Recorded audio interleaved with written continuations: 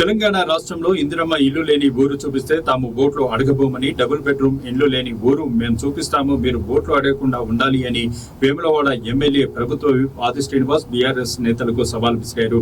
రాజన్న సిరిసిల్ల జిల్లా కొండ్రావుపేట మండలం కొలనూరు గొల్లపల్లి గ్రామంలో కలగుంట్ల లక్ష్మణరావు రమణ దంపతులు ఇటీవల నిర్మించిన ఇందిరమ్మ ఇల్లు గృహప్రవేశం అంగరంగ వైభవంగా నిర్వహించారు. ఈ కార్యక్రమానికి ప్రభుత్వ విప్ ఆది శ్రీనివాస్ ముఖ్య అతిథిగా హాజరై లబ్ధిదారులకు చీర సారే పెట్టి రిబ్బన్ కట్ చేసి ఇంటిని ప్రారంభించారు. అనంతరం వేములవాడ పట్టణం సుభాష్ నగర్ లో ఇందిరమ్మ ఇండ్ల కడప పూజలో పాల్గొన్నారు. ఈ సందర్భంగా ఆయన మాట్లాడుతూ ఉమ్మడి కరీంనగర్ జిల్లాలోనే మొట్టమొదటి ఇందిరమ్మ ఇళ్లను నేడు ప్రారంభించడం జరిగిందని, ఇందిరమ్మ రాజ్యంలో పేద ప్రజల స్వంత ఇంటి కల నెరవేరుతుందని అన్నారు. ముఖ్యమంత్రి రేవంత్ రెడ్డి నియోజకవర్గానికి 35,000 ఇళ్లు మంజూరు చేశారని తెలిపారు. కొండ్రావుపేట మండలం కొలనూరు గొల్లపల్లిని పైలట్ ప్రాజెక్టుగా ఎంపిక చేయడం జరిగిందన్నారు.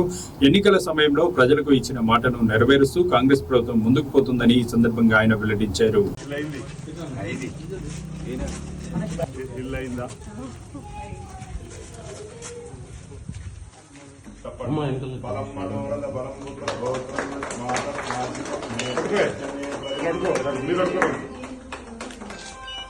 శతమానం భవతి శతాజు పురుష ఆయుష్యేంద్రియ దీర్ఘ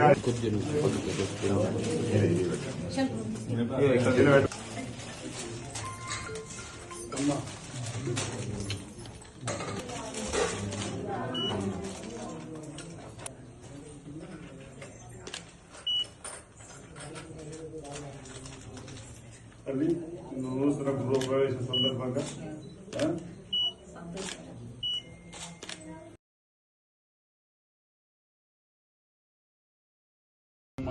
నమస్కారం.